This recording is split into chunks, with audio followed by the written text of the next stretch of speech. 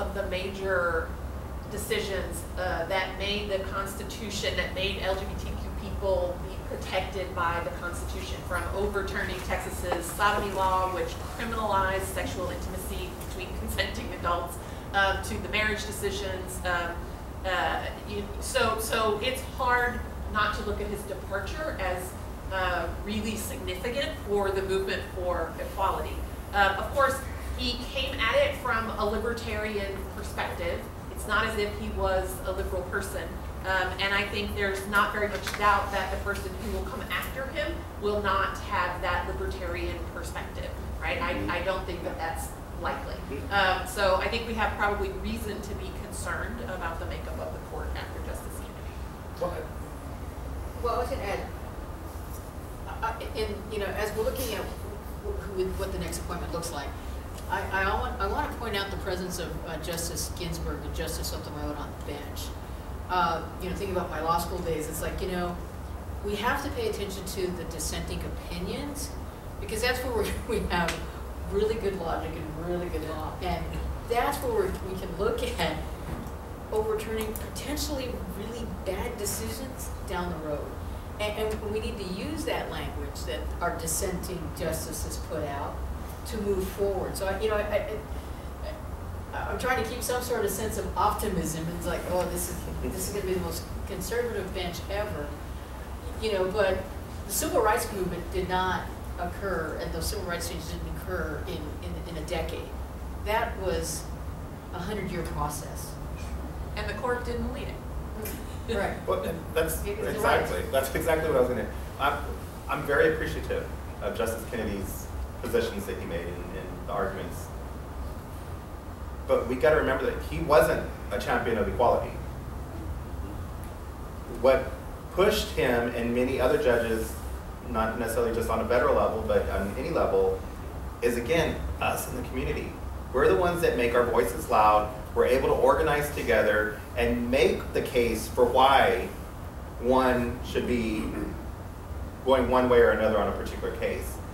So, you can see I'm not the organizer or the attorney on the panel here. I'm the organizer. It's us as individuals that make judges and elected officials vote one way or another, or make a decision one way or another.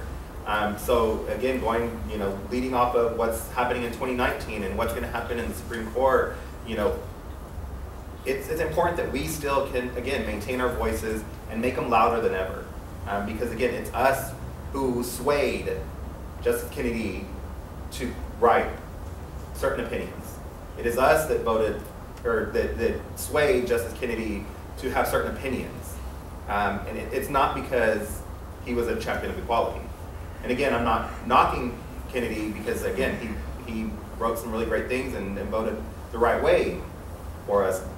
But we can't rest on saying, even if a conservative judge is appointed to the bench, that there's not still action that we can take as individuals, whether it's on a local level, state level, or even a federal level.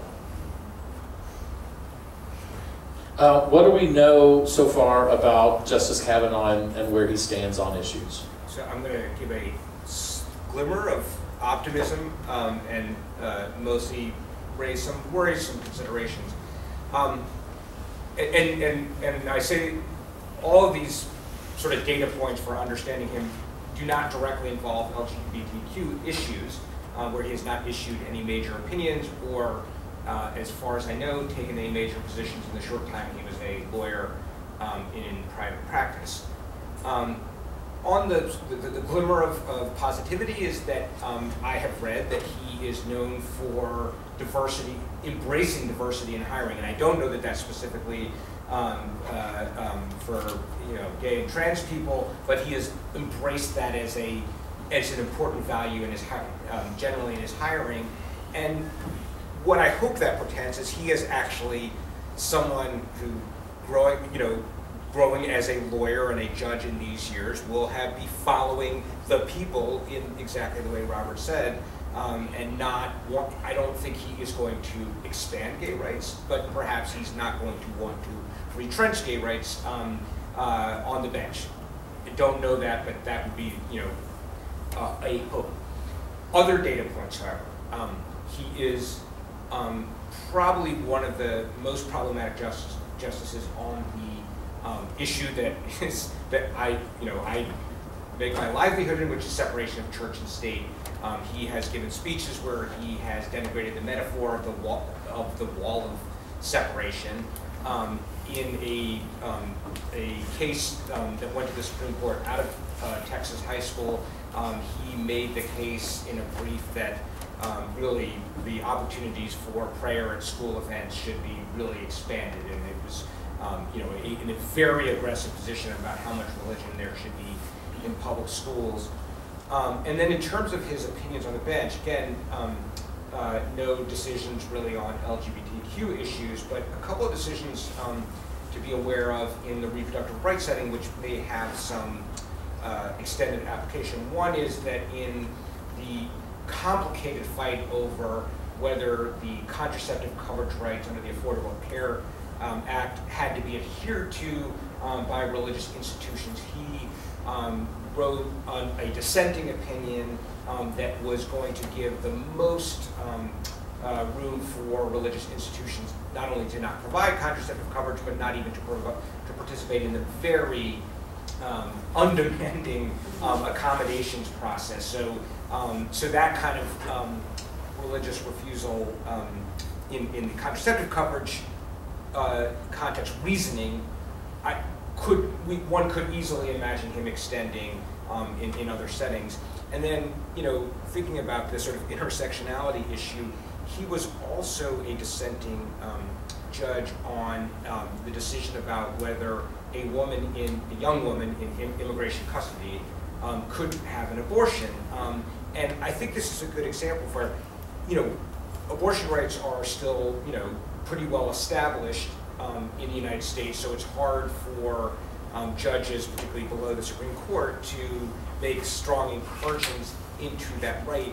But you saw in that instance the federal government, where somebody who's not a U.S. citizen, who's under federal control, they just wanted to restrict abortion rights to the full extent they could under law because they had that control over her. And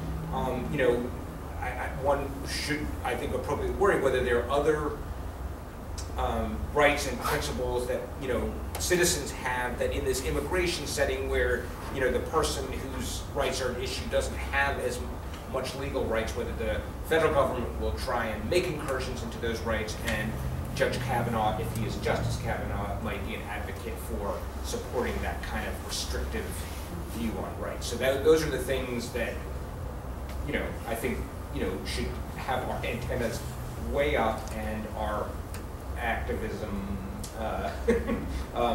interest, motivations high. So would any of you or each of you care to speculate on the prospects for his confirmation and what role, if any, do each of us have in that process? I'll start. I think, if the vote were held today, it's very likely that he would be confirmed. But the vote is not going to be held today. And so the question is whether we are going to demand a fulsome process that lets us find out about some of these issues that Eric is pointing to, and lets us really test whether he's the kind, this is a lifetime appointment. Is he the kind of person who is going to look out for the rights of everyone, or is he the kind of person who is going to protect the privileges of a few wealthy people, right? What camp is he in? And the only way we're going to know that is if we have this process. And I think all of us have a role to play in insisting that our senators give that process their full attention, and that they not just be a rubber stamp for this nomination, right? All of us can do that. Both of our senators are on the Judiciary Committee, and they should be hearing from us about what we expect from them about the process, at least. And then, who knows? If that process plays out and the American people are exorcised enough about this nominee, it is possible that he could be rejected. But I think it's very much going to depend on how much Americans get involved in the conversation. Yeah, I agree. It's going to, it is likely that there will be a confirmation on a party line vote, or maybe a couple of Democrats will, especially if they know that all the Republicans are going to vote for him, they'll go ahead and vote for him as well. But there was a poll that was issued just in the last couple of days that said he has the lowest approval approval ratings of any justice nominee since Robert Bork. Now, what does that mean?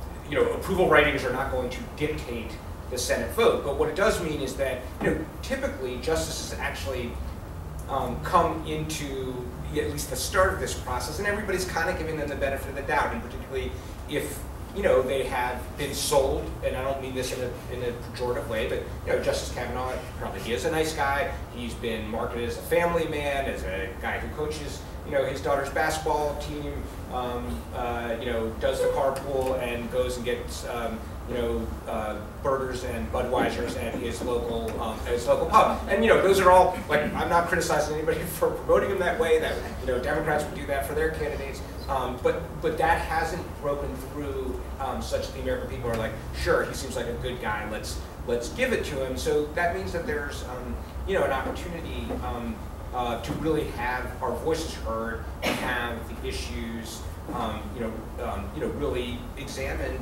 in the Judiciary Committee hearings. And then I would say, and this would probably lead to what the activists would say is like, regardless of what the outcome of this nomination is and what the vote is, that the issues that are going to be discussed in relation to his potential confirmation are issues that we should want elevated in the political party, regardless, whether it's the issues we've been discussing here, contraceptive rights, how he will look at proceedings about criminality in the executive branch, how he will look at regulation, how he will look at healthcare. All those things are the things we want to keep talking about in the in the election cycle that's about to that we're about to be part of. When you think about the proceedings, when they start, now's the time to talk about what issues we want to use to evaluate this nominee. There's a lot of talk about impeachment. There's a lot of talk about checks and balances. There's a lot of talk about keeping the person sitting in the White House in check.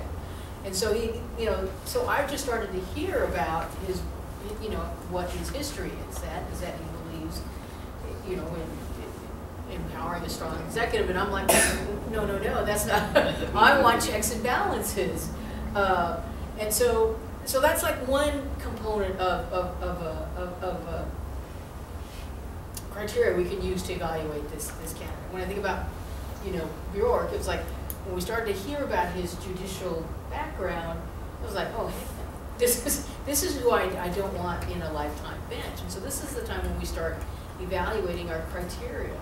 And that's essential. I go back to the great Ann Richards. I want a legislation, and I want our executive offices to look like the rest of the country.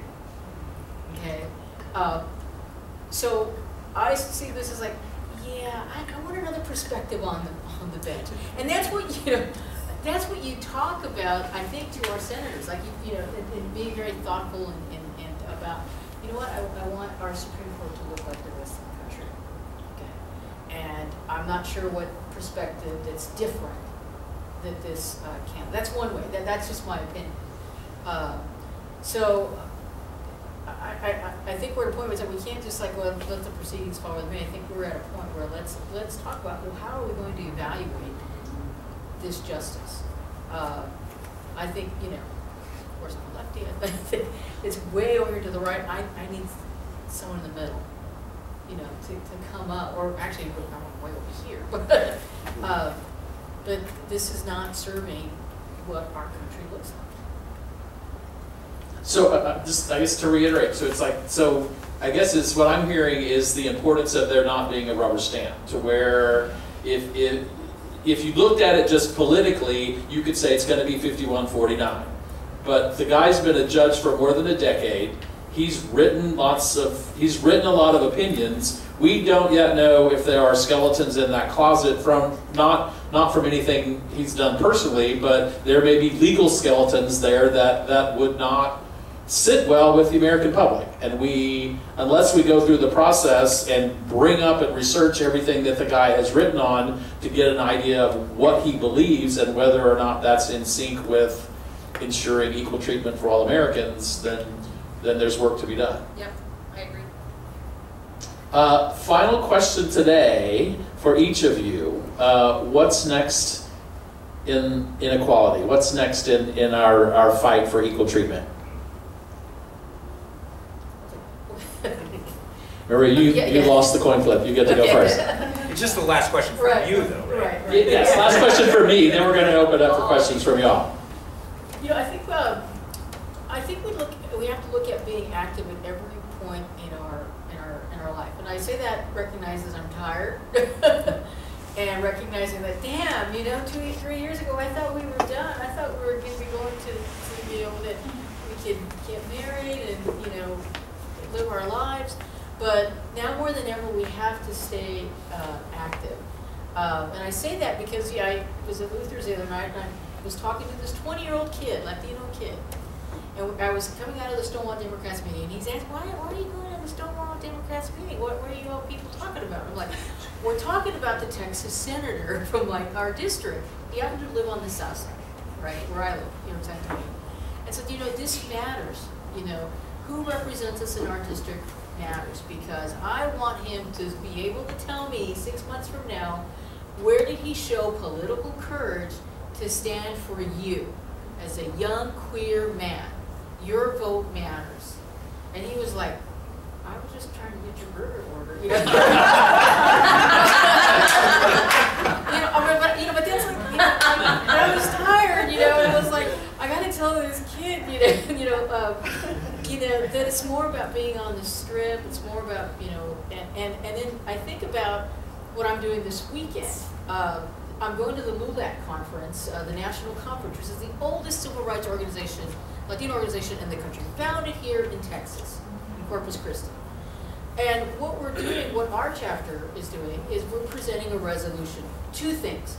One, the first resolution we're presenting is we want LULAC National to adopt a non-discrimination ordinance. Not just looking at employment, you know, that that LULAC is going to stand for the prohibition of employment at the employment setting, but across the board. That's never been done. The other thing we're asking for is we're asking LULAC to create a vice president or an office of LGBTQIA affairs. Never been done. Okay, and that's, we may not get it, but we know it's a 2-year process. You know, but it's like, okay, so that's the one thing I can do, because, you know, I'm in San Antonio, I've got this little chapter of 30 members, this is what's important to us, we need LULAC to be a voice for our LGBTQIA community at the national level. And so it starts there, right? And so I think about, okay, that's, wherever you, if you're in the workplace, maybe you encourage your employer to adopt a non-discrimination ordinance, you know, adopting, you know, Texas Competes and having that set. I'm going to look for that. I talk to youth all the time in foster care. And I'm always like, could you go work at Starbucks? You know? But I get them to think about go work at you know at an agency, at a place that is going to support you as a young gay person.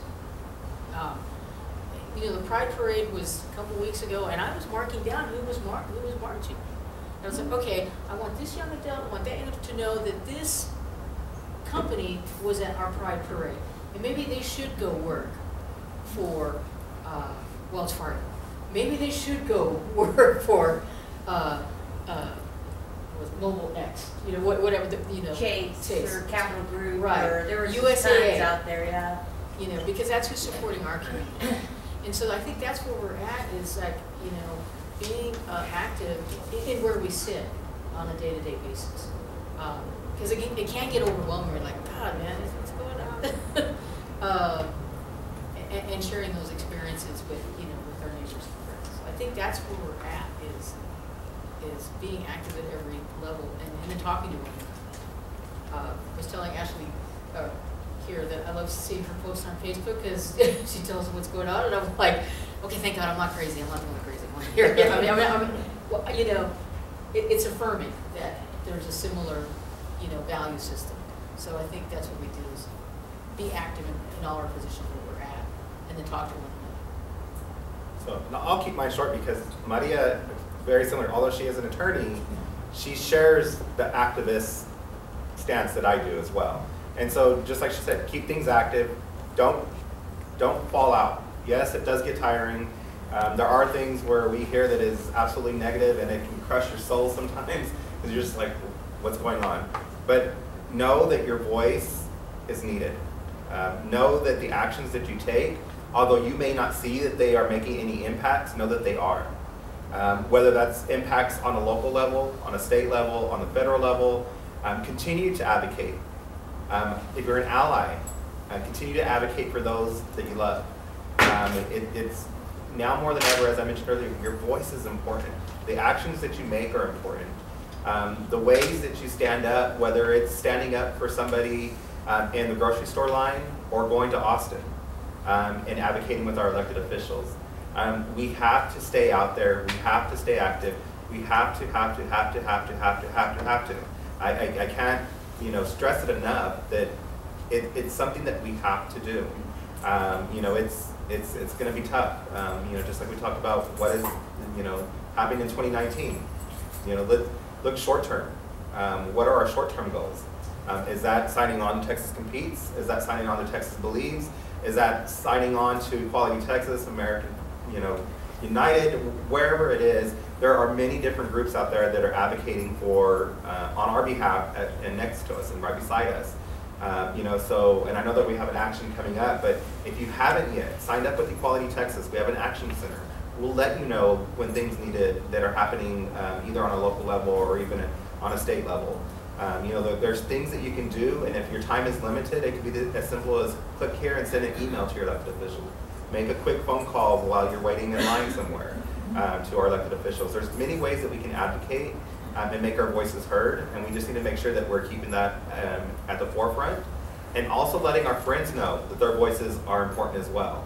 Speaking about the 20-year-old, young person that probably doesn't think that their voice matters, we need to educate them and let them know how it does matter.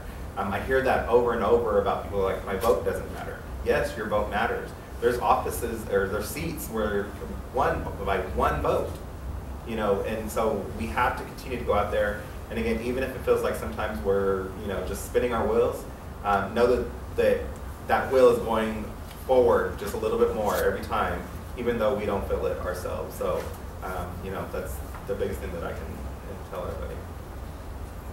I'm going to say three things, but I'll try to do it quickly. One is that there's an issue that cuts across all communities seeking equality, and that is voting rights, actions taken to put people off the voting right, off the rolls, to make it harder for them to vote. All of those things that cuts across everybody who is the rights of everybody who is seeking equality in the country.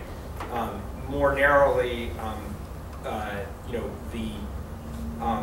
the allowance of agencies and organizations that are receiving government money, including healthcare providers, to discriminate, and particularly I would say active encouragement of that, right, that liberty, freedom to discriminate, the active encouragement by the federal government right now.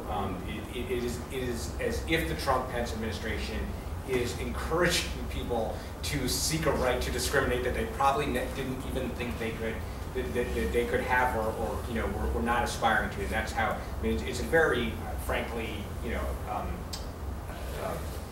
punitive approach to things. Just, we want you to discriminate, please do. So I think that's a big legal area. And then, the third thing is, whatever you guys think is happening, we don't know all the ways in which you might be experiencing discrimination or observing other people experiencing discrimination. It might be something you're seeing on college campuses, public schools, in asylum proceedings, in the criminal justice system. So, I'm interested in hearing what you all have to say about issues you're worried about as either, being sort of the next, the next issue on the horizon or something that's already happening. So I would say if we've been through a period in the last few years where the fight for equality has been very focused on the U.S. Supreme Court, if you think about the marriage decisions, for example, we are about to move into a period where that fight for equality needs to move into our state legislature, our state governor's offices. We need to bring this fight local, and we need to make sure that our elected officials reflect our values. And I work for a group that works with folks on both sides of the aisle, so it doesn't matter to me what party you affiliate with, you need to take your party back. And if the folks who are in your party don't reflect your values, you need to hold them accountable for that. So when you hear people say we need to be talking to our lawmakers, they don't care what I say when I come to Austin. I can assure you, they're like, here she is again, she's gonna talk about the Constitution. They don't care. They want to hear from you, and that is much, much more powerful. I want to thank each of you for answering my questions, but I got to warn you that you're not done yet, because now I want you to answer questions from folks here. And I want to encourage you to talk about, ask either, what are you afraid of, what are you worried about, what do you want to see done, what's going to happen next, yeah, so we want to spend some time hearing from you.